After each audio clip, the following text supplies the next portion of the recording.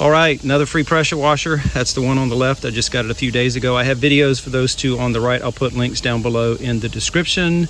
Here's the video for this. Bilt 2800 PSI. In the ad, it said they only used it twice and then it stopped working, but this thing's 9 years old. So if it was only used twice in 9 years, then I'm thinking that hopefully the carburetor is just gummed up, varnished up, main jet maybe clogged. I'm gonna hook up water, hook up the hose, and see if it'll crank, spray some starting fluid in the carburetor and see if it'll run for just a second. Before I try to crank it, I wanna check the oil level. It is good, right on the full mark. Anything in the tank? Yes, might be old fuel, might not be good, but we'll see. Air filter, it's got a foam filter, and it does not rip apart, being 9 years old, I assume. A lot of times these get really brittle. Let's see what'll happen, see if it'll crank. If not, we'll try the starting fluid.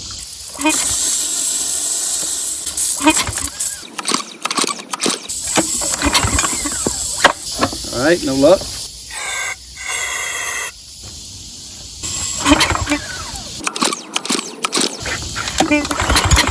Oh, almost.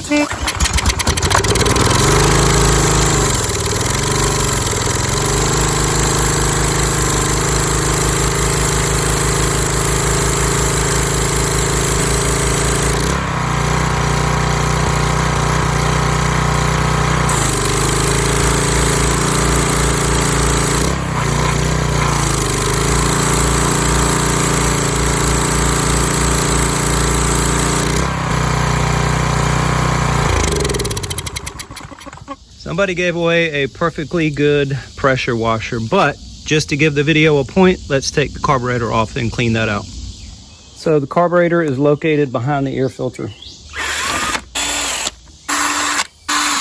There's a gasket on the back and it's stuck to this plastic piece. I don't want to rip that gasket. I'm carefully going to pull that off.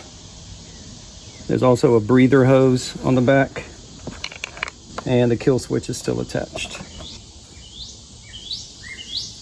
Got to get the fuel line off, and I have a container ready to catch the fuel just so we can see the condition of it, see if it has any water in it, which I don't think it does, but it might be old fuel. And that is all the fuel. You can tell by that darker yellow color that this is old fuel. 2 screws that hold the carburetor on. This is a 10mm socket, and that is in very tight. Actually feels like it's cross-threaded. Let me see if this other one's that hard to get off. Oh, I can't even get a socket on that. That's gonna have to be an open-end wrench. It's also recessed for T30 Torx, but I couldn't get it to budge. Let me get an open-end 10mm.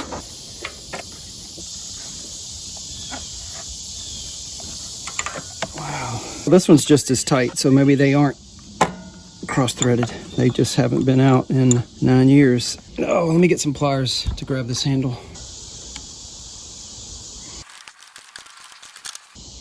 Get this off before I lose it.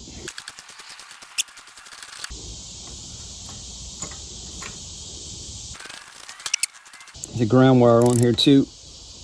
I want to remember to put that back on. And we have 2 linkages up top. We'll have to disconnect those.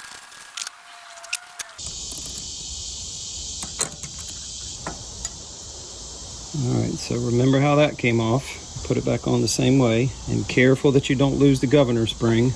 Get the one in the back first, and the S bend on this one, turn it sideways, and finally there is the carburetor.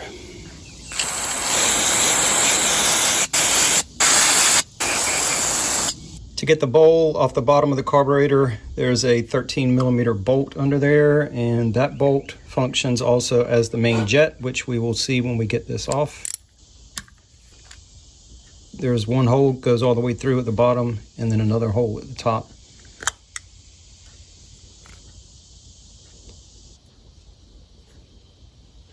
One tiny little piece of something, but no water, no evidence of water in the bowl. And with the main jet, you want to see light straight through that hole. And we do see light, and there's also a hole down through the top, so you can run some wire through there. Also through the side. We'll shoot some carb spray through there. You can see it come out the top, watch this. So this main jet was clean. And now back on the carb, we can get the float and the needle valve out. So this pin slides out, and then the float and the needle valve will be hanging underneath. And you can check the tip of the needle valve. That will fall off, and that tip looks clean. Now, where the fuel line ties in, that's clean. You can see it coming out. Also through here, you can see it coming out in the throat of the carburetor. Clean off the butterfly valves.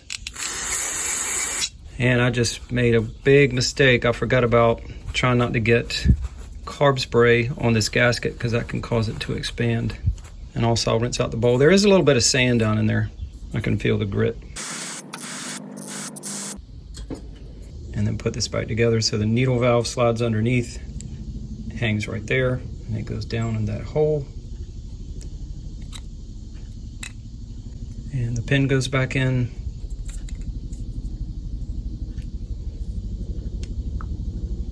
And be careful threading that back in because it's made out of brass. You do not want to cross thread that. There we go. And carb's ready to go back on. So reassembly is just a reversal. Last thing we took off were the linkages, so those will be the first to go back on. Now these two pieces between the carb and the engine, so you got to get all three of those holes lined up and work the bolt through. Being careful not to cross thread it.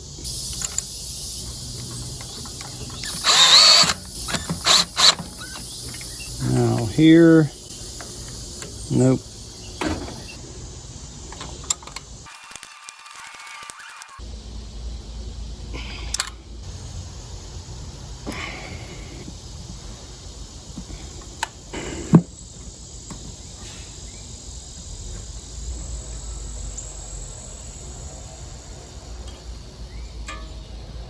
And what did I forget?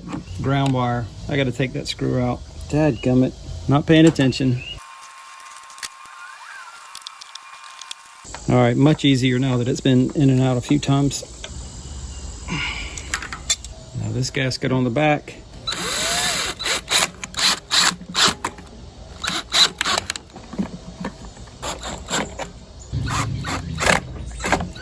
One last thing to check, spark plug.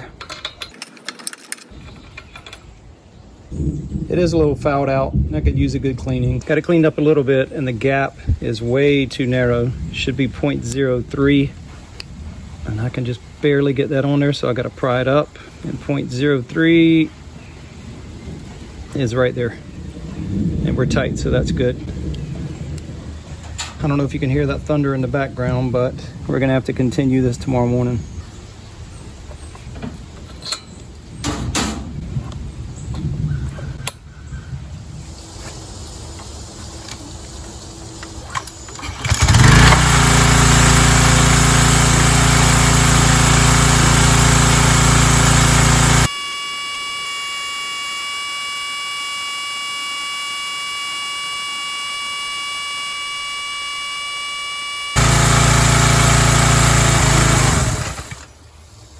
That was the end of a 45-minute test run, and it ran through a full tank of gas, no issue whatsoever. So I'm calling this fixed, or actually not really fixed. I don't think there was anything wrong with it when I got it. I just cleaned out the carburetor, which I don't think it needed. I think whoever gave this away, if they just would have primed the carburetor to get it running, they would have been fine. With the engine fully warmed up, I'm going to change the oil. And there's no drain plug underneath. You got to pour it out through the dipstick hole, at least on this model.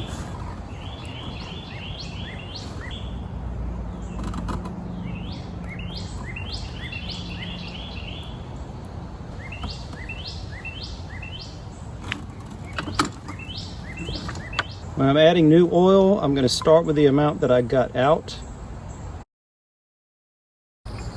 This is looking like about 13 ounces.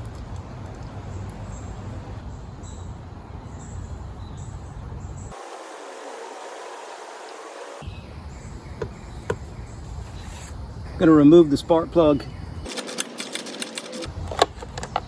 and now turn the engine over couple of times just to circulate that oil.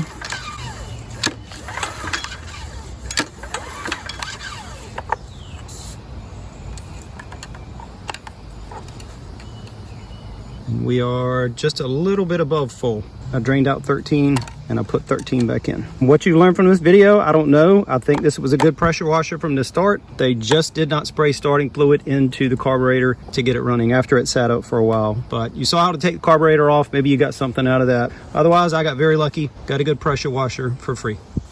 And now one more thing, the pull cord on the 2013 model, the one I've had a couple of years, you can see the Briggs and Stratton's kind of crooked. So somebody took this pull cord assembly off and spun it to the, to the left. And I like that better because the pull cord comes off to the side rather than straight back, because pulling it straight back makes the pressure washer tilt up and down like that. So I'm gonna move this one.